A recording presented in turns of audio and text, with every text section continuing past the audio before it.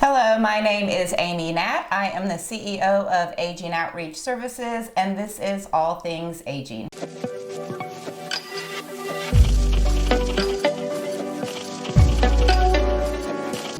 And I'm Amy Obst, editor of Outreach NC, our monthly publication that we provide to the community. And today we're talking about finding care in the home. Yes, popular topic. Yes. So I looked up a couple of things preparing for this. Okay. And I found that 75 to 90% of seniors desire to age in place. Correct. So what exactly is age in place? Yeah, so most people, if you say, where do you see yourself in 10 years, or where would you like to be as you get older, most people aren't going to say, send me to the nursing home, right? So commonly, a lot of people prefer to age in place, which basically means that they are aging in the environment that they are accustomed to, or the place they have called home. So that could still be an independent living apartment at a retirement community. It could be a 50-plus community, or it could be the home that they've raised their family in. But it's that place that they sort of think of as home as they hit those retirement years, and something that's familiar to them. Okay.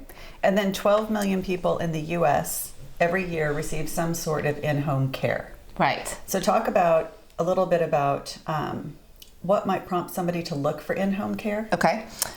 So a lot of times, some people are great planners and they plan ahead and they sort of do their research, and as their day-to-day needs increase, they might find that doing things like the laundry and cooking are harder than they used to be, and they might just start by supplementing some of those services. But a lot of people will also end up in a crisis. So there's something that has happened, maybe a hospitalization, a fall. Sometimes it's a change in condition. It could be a new diagnosis. It could be death of a spouse. A lot of those things will sometimes prompt a person to decide that they really need to bring care into the home.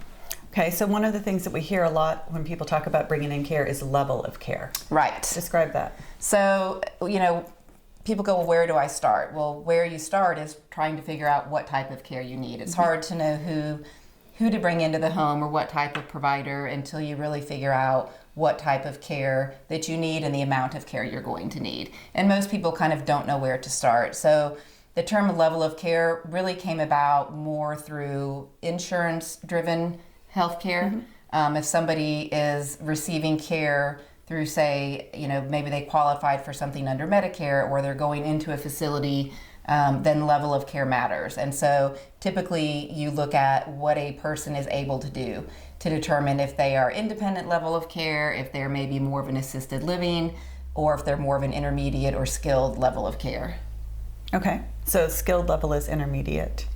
Skilled would be, if you think of like independent up here and skilled down here. Okay. It's sort of like a continuum. Okay. And normally the way that's determined, somebody will come in and look at, there's a set of what they call instrumental IADLs, which is your activities of daily living. And that would be things, like I said, cooking meals, cleaning, using the phone, transportation.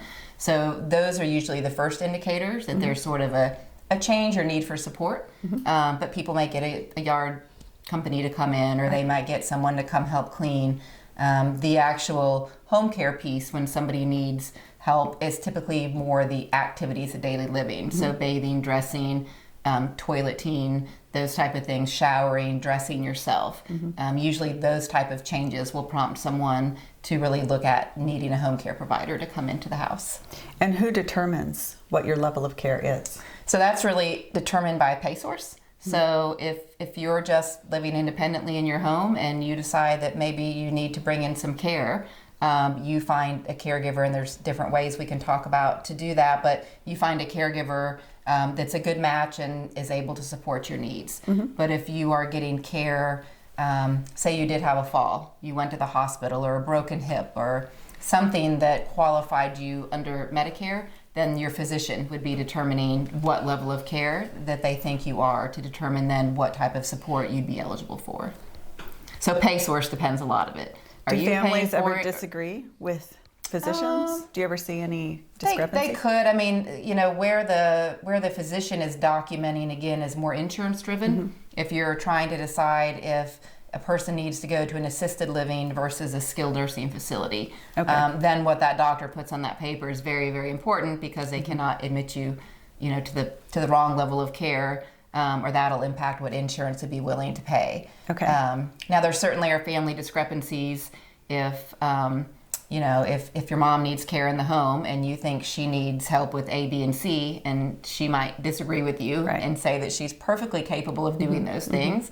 Or your sibling may say, no, mom is perfectly capable of doing those things. And you say, well, that's not what I'm seeing. The laundry's not done, they're not eating, she's losing weight. So there definitely could be family differences in deciding what type of care a person or parent or family member needs. Because you could technically be capable of doing the laundry, but you might be overwhelmed after certain or you might be a really high risk for falls, and so it's determining, well, maybe I could do this, but it would completely exhaust me. And if I do have that fall, that might change everything. What's the continuum of care? You mentioned that. Yeah, so the continuum of care, if you think about, one of the great things about aging in today's society is that, it used to be people went from home, hospital, nursing home, or maybe they had family that helped care for them in their home. But now we have what I would again say is sort of just think of literally a continuum where you have totally independent skilled nursing. But along that continuum now, there are so many other services. So there are different types of home care you can have come in. There's private duty care, there's licensed home care, there's hospice, there's palliative care, there's Meals on Wheels, there's a lot of resources along that continuum. So you just continue to add more support, right? So a person doesn't necessarily go from home to the nursing home. Now there may be some catastrophic health issue, but that continuum allows people to get a little more help and a little more support as they need it. A lot of resources. And if you're getting some of that help along the way, does that enable you to age in place longer before having to go into potentially? I mean, if you can avoid the crisis, whatever that may be, by getting support when you need it. So in other words, if cooking is becoming difficult, a person could stop eating. They could go to only eating processed convenience foods. That may have an impact on their health overall. If they may lose weight, it could lead to a bigger health problem. That person might progress faster versus, say, somebody who is having difficulty with meals and maybe they had somebody come in and help them meal plan and cook sort of nutritious meals, monitored for things like weight loss and sort of paid attention to the amount of salt and all those good things, right? That person may then be able to age in place longer, getting the support that they need. So once you determine what type of care is needed, how do you find it? Well, once you figure out the type of care you need, then you have to really look at how do I find, so let's just talk even about caregivers, right? So there are different resources. There are what you would consider private duty care, and this may be just a caregiver in the community that's always provided care. Maybe you found out through word of mouth, or a neighbor, somebody in your church used this caregiver, and that person may be someone you just hired directly to come into your home. There are also what they call caregiver registries, which are companies that will market for, recruit, and then vet private duty caregivers. So they're running background checks, making sure they have professional liability things, some of the safety net things. And then you can access that private duty caregiver through that registry. There are also companies that are home care or home health care companies that provide CNAs, LPNs. They sometimes can provide more skilled care. And so if it's a situation where you do qualify, right? So under your typically Medicare, but insurance for some type of care based, we talked about your activities of daily living. So say you do need help with bathing, dressing, toileting, you've been in the hospital, and your physician might write an order for a home health care agency to come in and provide help with bathing. Could be physical therapy, occupational therapy. So really what your needs are and what the pay source is going to be, depending on those needs, then sort of dictates, okay, am I looking toward, a home care or home health agency, or is this something where I'm really going to be paying privately and I'm looking for a resource for private duty caregivers in the community? Are there any scams or things that people should be cautious about? Do not call Craigslist to find a caregiver. Yes. You definitely have to be careful. I've done this for 25 years, and so I have definitely seen situations where a caregiver was brought into the home. Maybe there wasn't a lot of oversight. Maybe that caregiver wasn't really vetted. And definitely, I mean, some of the things you hear about, theft, financial abuse, elder abuse, those are the things we like to think don't happen. But that's where kind of doing your homework and knowing who this is coming into your home. And it's not always paid caregivers. It can be family caregivers sometimes that are issues as well. And so it is important to sort of do your homework, your due diligence, and make sure you know who's coming into your home. And for somebody else, right, if it's your mom, your dad, a family member, even a good friend, but there to be some oversight, right? And just somebody kind of checking in and making sure that things are going according to plan, right, and how they should. Yeah. Are there different providers for each type of care?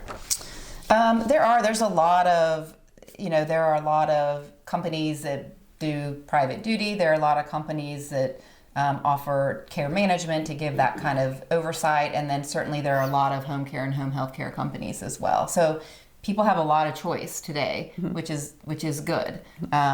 Finances are usually the more limiting factor. If somebody who wants to age in place doesn't qualify for anything, they don't have long-term care insurance, they don't qualify for in-home care under Medicare or some other program like that, it's an out-of-pocket expense typically. And so that's more so the determining factor of how long somebody can really stay at home with private care is also, what can they afford to do?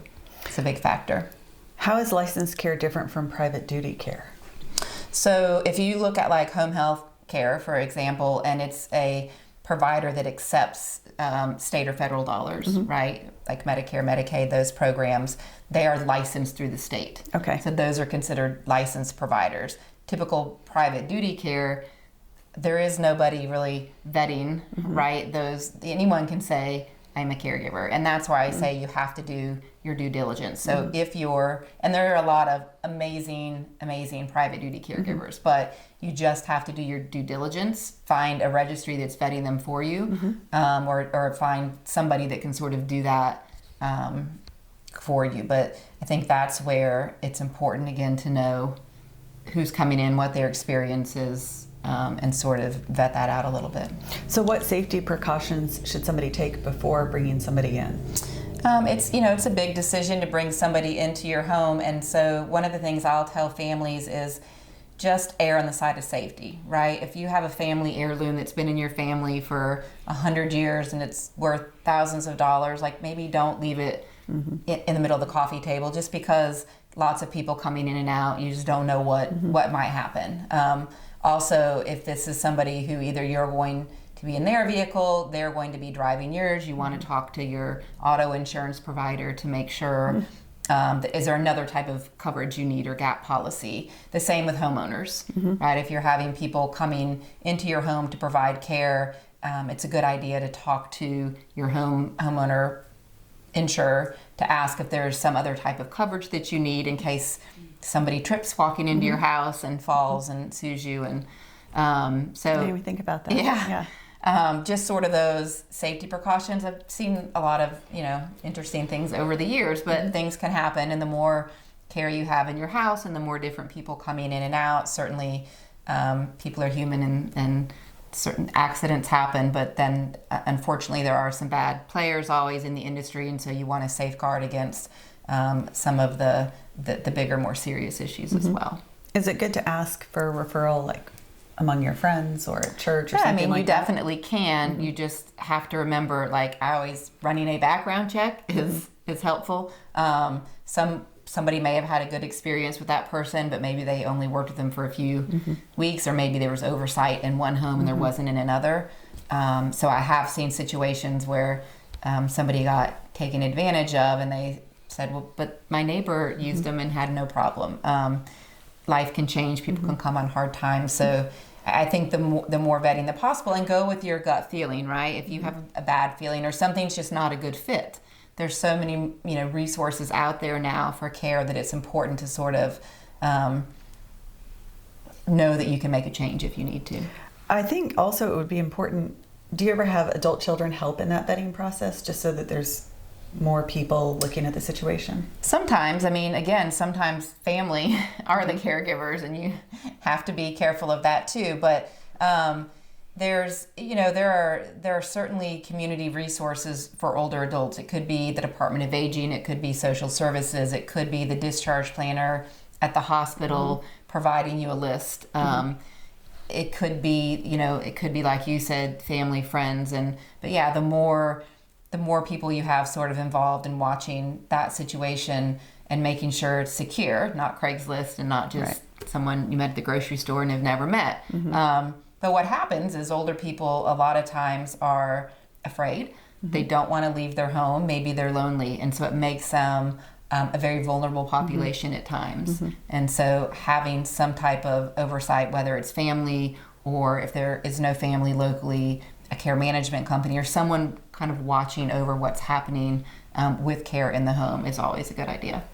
So we've touched on this a little bit, but when I think about in-home care, I immediately think cost. Right. So depending on what it is and who's ordering the care and what level of care, what are all the options for paying for it? Right. So one of the misconceptions, and usually people don't realize this until they need care, is that my Medicare is going to pay for it. I've paid in all these years, or if I have no money, Medicaid's going to pay for it. Which sounds great, but those programs were not designed to provide long-term ongoing support. Those programs were designed more to be sort of somebody's, let's say Medicare, you have to be 65 and over. Those programs are designed to help somebody with a skilled need, right? Wound care, they've broken something, they're getting rehab, or they have a new condition, something happening, a change, and not cognitive or dementia, right? We're talking more skilled medical need. Then something like Medicare may come in, but they're not going to come to your house 24/7. Right. They're going to send a nurse, or they're going to send a bath aide 3 or 4 days a week. Right. And if you qualify for that period of time, then Medicare will pay for that. If you have a long-term care insurance policy, a lot of those policies have a home care benefit, but it's something you would have to have already had, right? You can't just go out and buy it when you hit 70 and suddenly think about it, because they're probably not going to insure you. But if you had a long-term care policy, or if you're listening and you're in your 30s, 40s, 50s and are still able to get one, that is one way to cover the cost of care. A lot of them will offer a benefit for home care. Some will also offer a daily benefit if you have to go to assisted living or skilled nursing, because the same thing applies, right? Your pay source is going to depend on what your needs are. And aside from that, it's basically an out-of-pocket expense. And so unless you have family or volunteers, or there are some grant programs out there, but those aren't going to sustain ongoing care, a long-term need. And so one of the things that we saw, a couple things during COVID that sort of came about was, one, it sort of highlighted the shortage of in-home caregivers. A lot of people stayed home during COVID. Some left facilities or retirement communities because family couldn't visit them, or different dynamics. But it highlighted the fact that there was a shortage of home care providers. It also shifted the market rate of what home care costs. And so whether it's through an agency model or private duty, a lot of, we saw rates shift to $20, $26 an hour if somebody is bringing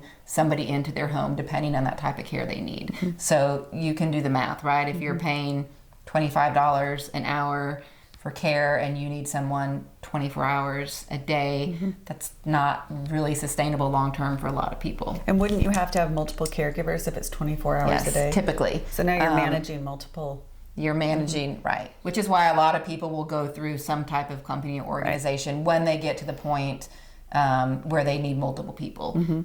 It might work fine if they have a private caregiver they found, and maybe that person's coming in 7 days a week for 5 or 6 hours a day. But if somebody gets to the point where they really need 24-hour care and cannot be left alone in the home, not only does that get expensive, but also making sure you have backups, right? If your caregiver gets sick, or if something happens and their children get sick or they're out of school for the day, you have more of a team of care providers at that point.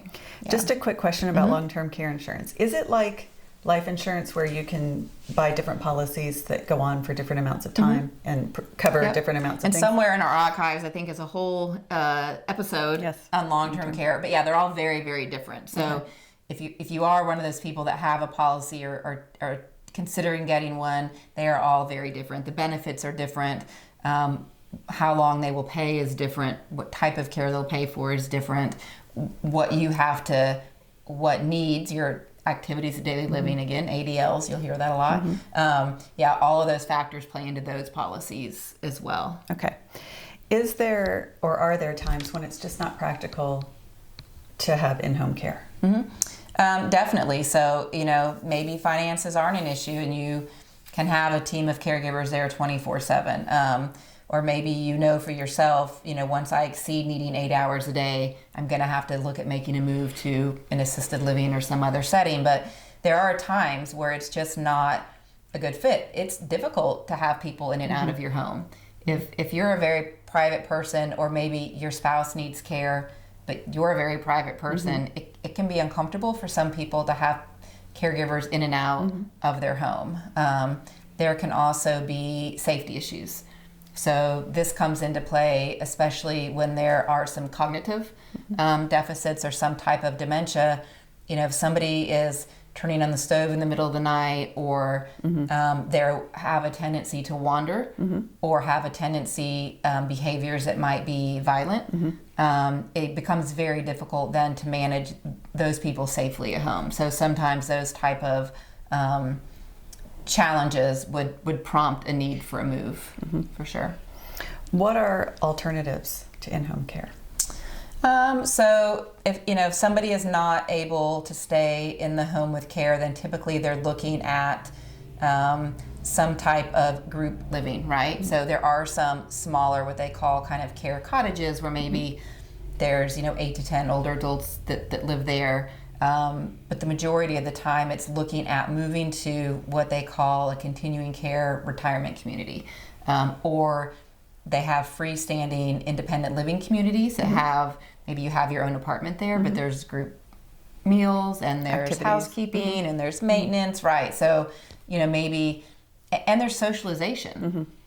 Bringing care into the home, the caregivers become your social life, can be very isolating. And while most people think they want to stay home and age in place, there are some people that have made the move to retirement communities, to assisted living facilities, and it's like a new lease on life. They have new friends, they have social activities, they don't have to cook anymore, they don't have to take care of the yard. And so for some people, that's actually a good alternative. I've heard that when people can no longer drive, that's a big transition point, because a group facility, they don't have to drive. Yeah, how are you going to get to the grocery store or to your doctor's appointment? Yeah, and there are, some people, driving's a big one.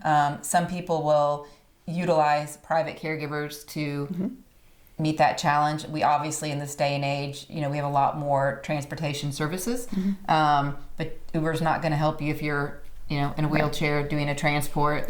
But there are specialized services for transportation for older adults.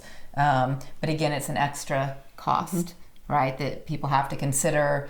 And there is some transportation offered through the county, but again, you're not just getting in the car and driving. You're on somebody else's time frame now. And so definitely driving is a big, sometimes determining factor if somebody's looking at making a change to some type of community where it's a little more convenient. Right. Yeah, for sure.